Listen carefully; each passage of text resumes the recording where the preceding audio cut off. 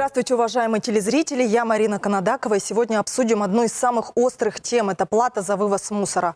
С января к этой работе приступил региональный оператор компания Аэросити 2000. Каких цифр нам ждать в платежках и как внедряется мусорная реформа в республике? Об этом поговорим с гостем студии. Это руководитель регионального филиала компании Аэросити 2000 Владимир Кыров. Здравствуйте, Владимир Васильевич. Здравствуйте. Давайте начнем с главного. Это с тарифов. Какие суммы нам ждать в платежках за вывоз мусора за январь? Проанализировав все объемы, которые были вывезены, мы смогли несколько снизить те максимальные тарифы, которые были установлены нашим регулятором, это Министерством экономического развития. Это хорошая новость. Насколько примерно удалось снизить? Давайте конкретно, может быть, по каким-то зонам. Да? Жители Абакана, жители Абазы там, и Аскиза, и жители Шира, конечно. Да, давайте. Начнем с Абакана, с Черногорска. Это вторая территориальная зона.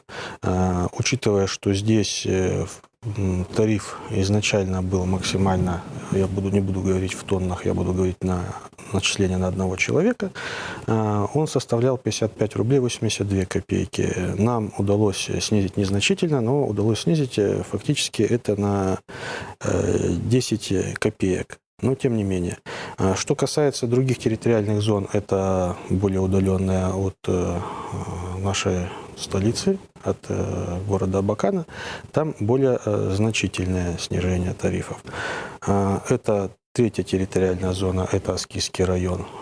Если там на одного человека максимальный тариф был 122 рубля, нам удалось снизить его до 90 рублей 49 копеек. Вот, то есть исходя из фактических затрат. Что касается четвертой территориальной зоны, это город Саяногорск, то там максимальный тариф составлял 121 рубль.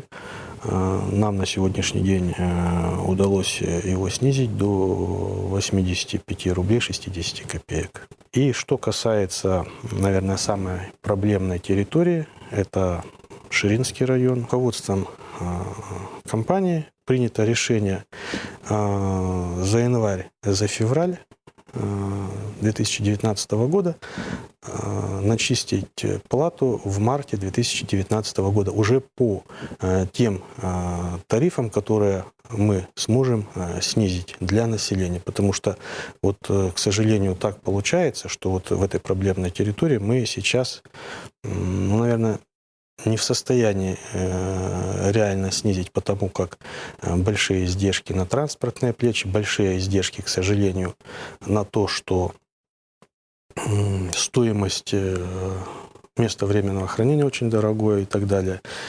Мы будем работать в этом направлении, вернее, уже работаем в этом направлении, чтобы это уменьшить. Для жителей республики плата за вывоз мусора, она, безусловно, вырастает. И в том числе и наше правительство, оно с этим не согласно.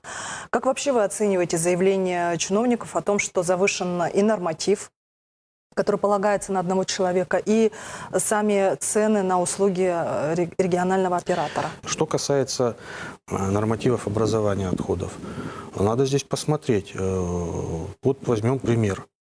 Город Новосибирск и Новосибирская область, вся Новосибирская область. Там норматив образования составляет 2,3 кубических метра в год с человека. У нас 1,8 кубических метра в год с человека. Та же Томская область, там почти 3 кубических метра норма образования на человека в год. Почти 3 кубических метра. Да, есть территории, вот как наши соседи, Красноярский край, там у них значительно ниже, да, там, насколько я помню, 1,2, по-моему, кубических метра в год с человека. Поэтому, если провести вот анализ, опять же, по Сибирскому федеральному округу, у нас один из самых низких норм образования. Просто почему так волнует вот этот вопрос тарифов, да, и того, что мы будем больше платить за вывоз мусора, так как в реальности же ничего не изменилось, и почему вот для нас повысилась плата за эту услугу? Вот это вот людям непонятно, да, и получается, что мы сейчас платим за какой-то будущий гипотетический завод по сортировке, переработке мусора, за какие-то будущие современные урны, за новые современные машины. Я правильно понимаю? Нет, Потому нет. что сейчас-то в реальности в этой инфраструктуре ничего не меняется. Давайте начнем с того, что первое, я уже говорил о том, что в этом тарифе лежат транспортные услуги и лежит захоронение на полигоне, стоимость захоронения на полигоне. Так мы и раньше платили за транспортные услуги. Ну за да, вывоз. подождите. Через управляющие компании. Ехала машина куда? На полигон, она не доезжала зачастую до полигона.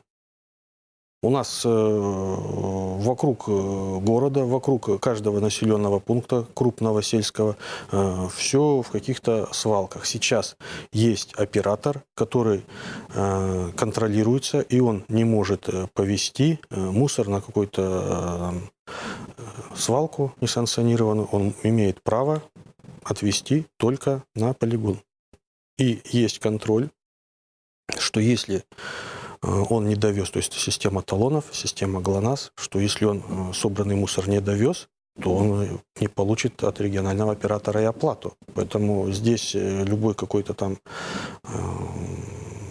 недоезд до полигона, это экономически невыгоден для перевозчика. Поэтому вот эта вот цель, одна из целей, это чтобы весь мусор полностью попадал на полигоны. Мы сейчас ее уже оплачиваем. Мы ее сейчас уже и оплачиваем. Что касается вложения регионального оператора, так сказать, инвестиционная составляющая, мы уже на сегодняшний день изготавливаем бункеры, и они по республике устанавливаются. Это Аскизский район, Алтайский, Ширинский район и так далее. Ну и мы будем продолжать эту работу. У нас есть задачи, которые предполагают это и сортировку, и это через некоторое время. И за это вот сортировка та же, да, она в тарифе на сегодняшний день не находится. Надо это понимать. То есть мы еще потом больше будем платить? Это будет рассматривать регулятор Министерства экономического развития.